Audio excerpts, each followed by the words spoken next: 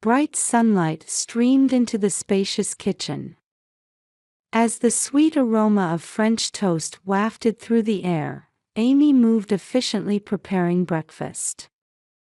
Known as a talented cook among mothers, she was warming up her special maple syrup while preparing a healthy breakfast with her family's well-being in mind. At the kitchen island counter, Lily was rushing to finish her math homework. "Lily, are you done with your homework?" Amy called out, to which her daughter replied, "Almost," while scribbling with her pencil. Though Lily was a conscientious child, she had gotten too caught up in piano practice with her father last night and put off her homework.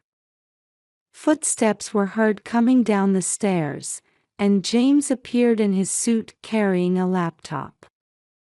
Known as one of Austin's top investment advisors, he wore suits even on holidays. "Good morning, my angels," James greeted his family with a gentle smile. Lily looked up, her face brightening instantly. "Dad, you're coming to my recital next week, right? My teacher gave me a solo piece." "Of course. I've already arranged my work schedule," James answered while gently stroking his daughter's hair. Amy watched this father-daughter scene with a warm smile. The table was set with Amy's lovingly prepared breakfast, French toast, fresh fruit, and homemade granola. Their daily breakfast time was an important opportunity for family communication. "Hey Dad, I practiced that piano part you taught me yesterday," Lily said proudly. "I'm going to work hard to play perfectly at the next recital." "That's wonderful," James smiled gently, though his eyes seemed slightly evasive. After breakfast, Amy headed to her real estate office. Her desk was neatly arranged with photos of carefully selected luxury properties. She had earned a reputation as an honest and capable agent in Austin's real estate market. This area has excellent schools and stable security. It's particularly ideal for children's education, Amy was enthusiastically explaining a property to a couple. "Thanks to Mrs. Brown, we might find our ideal property," the clients nodded with satisfaction. Her attentive service and precise advice always earned high trust from clients. In the afternoon, Amy was participating in food sorting at First Baptist Church. This weekly volunteer activity was an important opportunity for her social contribution. She was known as a trusted figure in the church community as well. "Mrs. Brown, your husband is blessed to have a wife like you. It's wonderful how you treasure everything, work, family, and faith," a woman from the church remarked. Amy smiled and replied, "Thank you. I'm blessed too." Indeed, her life seemed blessed. However, this peace wouldn't last long. 3 days later, an unexpected event occurred. At the Domain Northside Food Court, Lily, who had just finished her ballet lesson, suddenly stopped. "Huh? Dad?" In one corner of the food court, James was talking intimately with an unknown woman. The sophisticated-looking woman was listening intently to James's words with a serious expression. James's expression was slightly different from when he was with family. He wore a more relaxed, natural smile. That night, Amy asked her husband, "James, Lily said she saw you at the mall today." She posed the question that had been bothering her in as natural a tone as possible. "Oh, that was a meeting with a new client. Don't worry about it," James answered casually without taking his eyes off his computer. However, there was a slight tension in his voice. Amy wanted to believe her husband's words. But her sharp intuition told her something was wrong. Saturday morning, the Austin sky was crystal clear. The sound of neighborhood children playing in their yards could be heard in the mild weather. In the Brown family kitchen, Amy was preparing breakfast as usual. "Lily, what are you planning to do today?" Amy called out to her daughter, but Lily shook her head, concentrating on her weekend homework. "I'm planning to practice ballet." As she smiled at her daughter's serious demeanor, James came running down the stairs. Though he usually wore suits even on weekends, this morning he was unusually dressed casually. "Lily, want to go to the amusement park with Dad?" Lily's eyes lit up at the sudden suggestion. "Really?" James was unusually restless, checking his mobile phone repeatedly. "Amy, could you organize the work documents? We need to get the tax documents in order soon too." "Yes, all right," Amy replied, but felt something off about her husband's behavior. Over the past few weeks, her husband's behavior had been gradually changing. Late-night phone calls, increased weekend work, and most notably, decreased time with family had been concerning her. "I'll make lunch boxes." "Just wait a bit." Amy stood in the kitchen and began efficiently preparing sandwiches. "It's fine, we'll eat something on the way," James said hurriedly, taking Lily's hand. "Come on, let's go." "But, the lunch boxes." Lily looked anxiously at her mother. "It's okay. Dad will buy you something delicious." As Amy watched the father and daughter head toward the entrance, anxiety spread in her chest. When her husband grabbed the car keys, his hands seemed to tremble slightly. "Be careful," Amy called out, and Lily waved back enthusiastically. However, James only nodded slightly before hurriedly getting into the car. As she listened to the car leaving the garage, Amy began organizing the study. Unfamiliar documents were scattered on her husband's desk. An envelope with the Houston First National Bank logo. Not an Austin bank. Amy frowned. Around noon, Amy's mobile phone rang. It was a call from an unknown number. "Mrs. Brown. This is the emergency department at St. David's Medical Center." At that moment, Amy's world stopped. "Your family has been in an accident. Could you please come to the hospital immediately?" Upon arriving at the hospital, a police officer was waiting. In an interview room surrounded by white walls, Amy was told the details of the accident. Her husband's car had crashed into a curb under the Burnett Road overpass. Lily, who had been wearing a seatbelt in the back seat, escaped with minor injuries. However, James was unconscious and in critical condition. The attending physician began speaking in a heavy tone. "There's something strange about this accident." "What do you mean?" Amy's voice trembled. "There are no brake marks. It's as if it was intentional." The doctor continued, choosing his words carefully. "And according to your daughter, just before the accident, your husband was desperately trying to delete photos from his mobile phone."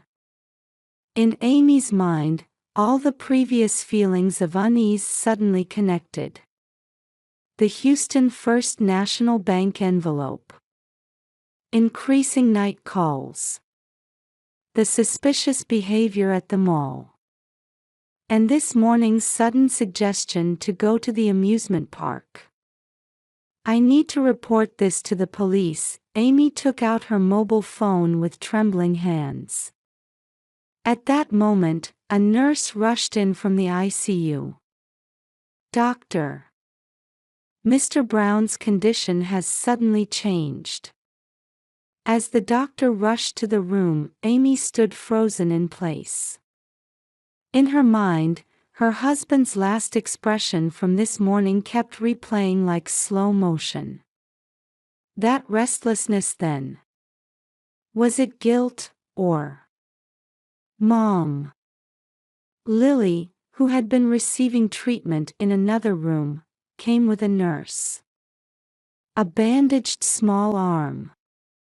Cheeks covered in scratches. Still, her daughter's eyes held a strong light. Dad was acting strange, Lily began speaking in a small voice. He kept looking at his phone. He kept saying if only this didn't exist. While holding her daughter, Amy made a resolution. She would definitely uncover the truth behind this accident. To protect her family. The hospital corridor was wrapped in silence. Amy waited in front of her daughter's hospital room for the detectives to arrive. In the ICU, James, still unconscious, was connected to life support machines. Mrs. Brown called out Sarah Martin, a detective from the Austin Police Department's Major Case Squad.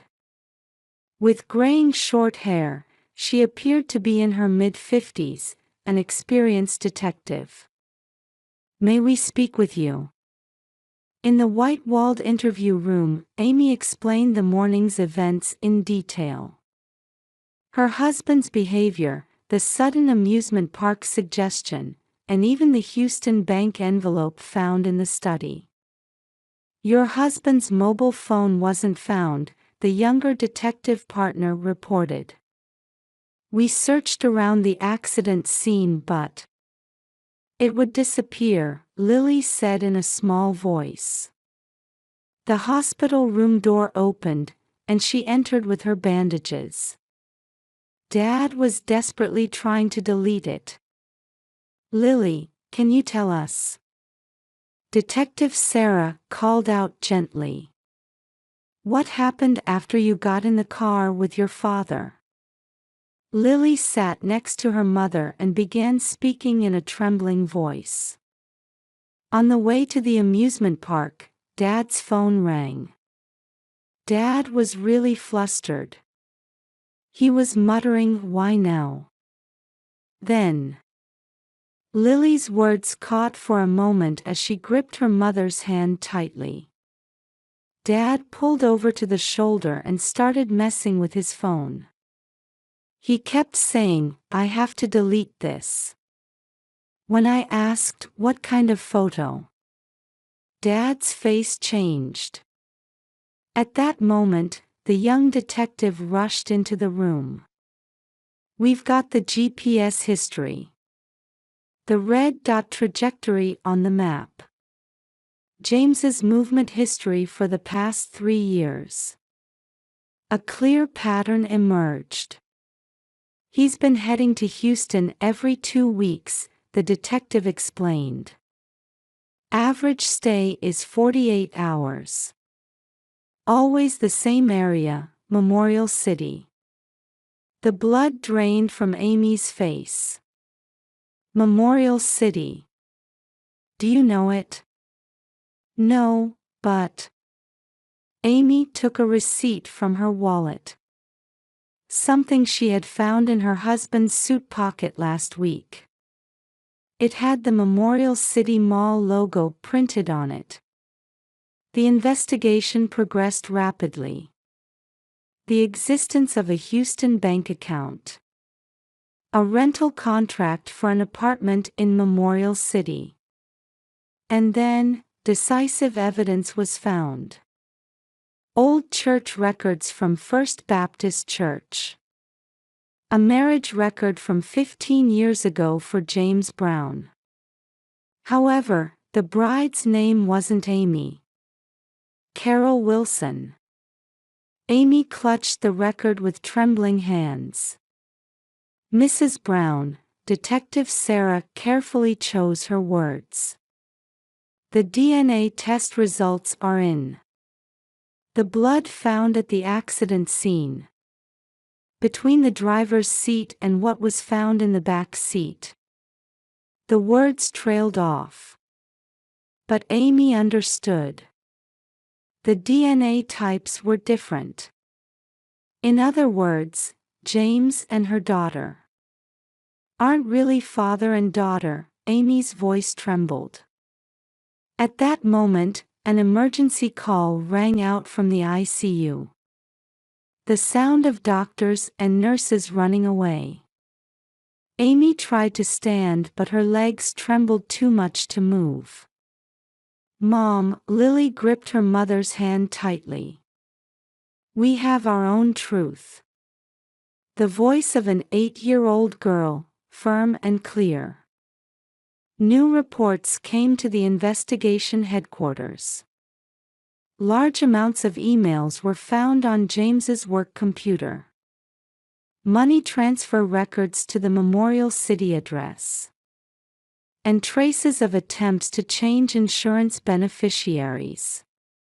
"Amy," Detective Sarah lowered her voice. "There seem to be many important facts you don't know about." Outside the window, the Texas winter sun was setting. It cast long shadows, announcing the beginning of new truths after 15 years of lies. Police officers were stationed in the hospital hallway. The ICU monitor continued to record weak heartbeats. While holding her daughter, Amy made a vow in her heart. No matter how cruel this truth might be, she would protect Lily. That was her determination as a mother, and as a woman. "The investigation has only just begun," Detective Sarah said quietly. "Please prepare yourself for the truths that will come to light." As night fell, the lights of St. David's Medical Center continued to shine quietly in the darkness. In a quiet residential area in suburban Houston. The doorbell of a colonial-style house in Memorial City's upscale neighborhood broke the early morning silence. "Are you Carol Wilson?" Detective Sarah presented her police badge.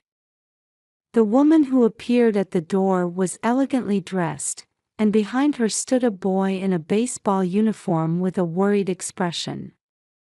"He's the ace pitcher at the school where I serve as PTA president," Carol proudly introduced her son in the interview room. "James always comes to watch his games." At those words, Amy's body trembled. In the next room, monitoring the interview through a screen, Lily whispered beside her. "Sunday's piano recital. Dad always came." The truth of the 15-year double life gradually came to light. James met Carol at First Baptist Church and married her. 2 years later, he met Amy on a business trip to Austin. He maintained 2 families through clever lies. In Austin, a devout Christian investment advisor.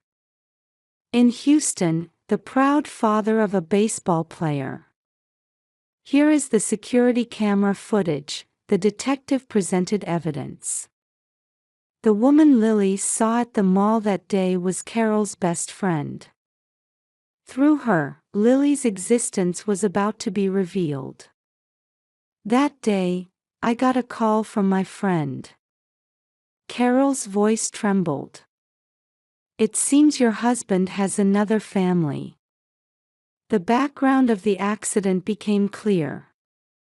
Lily had gotten too close to her father's secret. The photo showed Carol and Michael. A father desperately trying to delete it.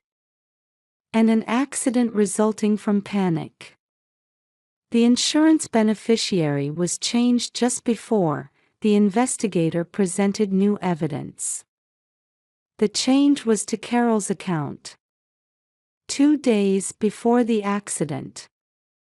James in his hospital room, delirious. Lily, forgive me. Michael. In his consciousness, the confessions of a man torn between two families continued. We were victims too, Carol whispered with a desperate expression. To think he played the perfect husband for 15 years. In the interrogation room. James regained consciousness and admitted everything. I had my reasons for each, his cry echoed off the gray walls. 2 lives. 2 loves. But both were real. The trial began. The prosecution sought a severe sentence. The defendant's actions constitute attempted murder with premeditation, the prosecutor's voice echoed in the courtroom. To conceal his own crimes, he attempted to take an innocent girl with him. We seek the maximum sentence. Lily on the witness stand. In her small body, she gathered courage to speak. That day, Dad told me this, the girl's clear voice resonated in the courtroom. This was supposed to be the last lie. Amy watched her daughter's back. The weight of truth that would be unbearable even for adults rested on the shoulders of an 8-year-old girl. I waive my right to remain silent, James suddenly offered. I'll tell everything. All the truth from 15 years ago until today. The courtroom held its breath. His confession began. Meeting at church. Pure love. And the first lie. To protect one lie, I piled up 1,000 lies, his voice trembled.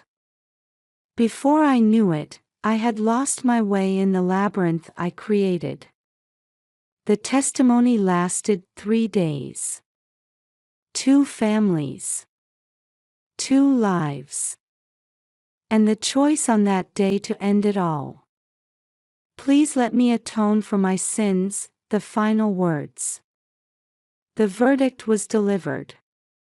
The defendant James Brown is hereby sentenced to 20 years in prison. As the judge's voice echoed, Amy gripped Lily's hand tightly. In the courtroom gallery, Carol and Michael were also crying. Not hatred. Not sadness. The complex emotions born from 15 years of lies spread quietly. On the way home, Lily looked up at the sky. Mom, what's going to happen to us? Amy embraced her daughter. We have a new life ahead of us. A real life without lies. A faint rainbow hung in the evening sky. Like a symbol of hope after the storm, it watched over the mother and daughter's new beginning. In the prison visiting room. They say James cries every day looking at photos of both families. It's an unforgivable sin precisely because there was real love, the guard said quietly. Truth can sometimes be cruel. However, true happiness lies beyond overcoming it. Amy and Lily's new story was about to begin.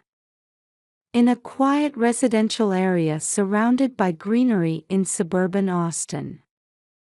Amy was preparing breakfast in the kitchen of their new home.